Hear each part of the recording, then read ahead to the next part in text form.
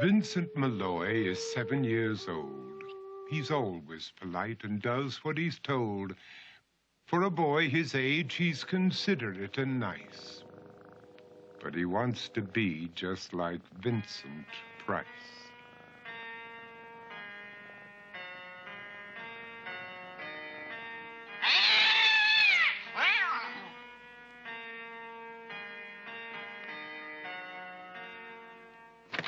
He doesn't mind living with his sister, dog, and cats, though he'd rather share a home with spiders and bats.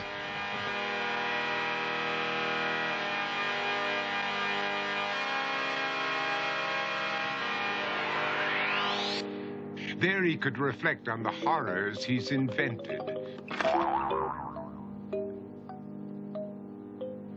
and wander dark hallways alone and tormented.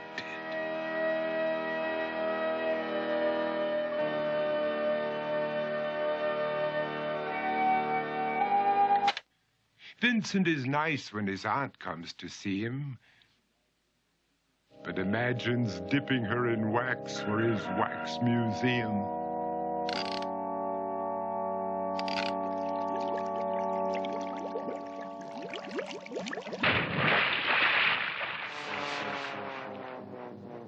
He likes to experiment on his dog, Abercrombie, in the hopes of creating a horrible zombie. So he and his horrible zombie dog could go searching for victims in the London fog. His thoughts, though, aren't only of ghoulish crime. He likes to paint and read to pass some of the time. While other kids read books like Go, Jane, Go, Vincent's favorite author is Edgar Allan Poe. One night, while reading a gruesome tale, he read a passage that made him turn pale. Such horrible news he could not survive, for his beautiful wife had been buried alive.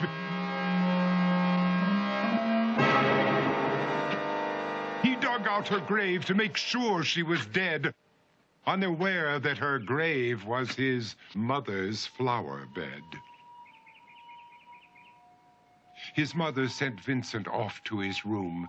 He knew he'd been banished to the Tower of Doom, where he was sentenced to spend the rest of his life alone with the portrait of his beautiful wife. While alone and insane, encased in his tomb, Vincent's mother burst suddenly into the room. She said, "If you want to, you can go out and play. It's sunny outside and a beautiful day."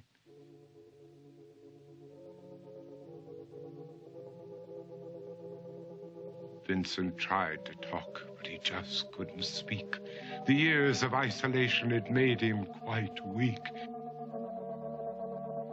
So he took out some paper and scrawled with a pen, "I am possessed by this house and can never leave it again." His mother said, "You're not possessed and you're not almost dead. These games that you play are all in your head. You're not Vincent Price, you're Vincent Malloy. You're not tormented or insane, you're just a young boy. You're 7 years old and you are my son. I want you to get outside and have some real fun." Her anger now spent, she walked out through the hall. And while Vincent backed slowly against the wall, the room started to sway, to shiver and creak. His horrid insanity had reached its peak.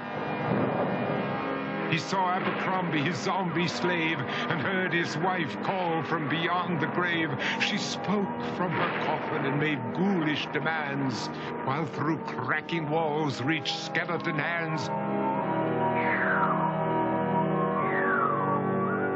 Every horror in his life that had crept through his dreams swept his mad laughter to terrified screams. To escape the madness, he reached for the door, but fell limp and lifeless down on the floor. His voice was soft and very slow as he quoted The Raven from Edgar Allan Poe.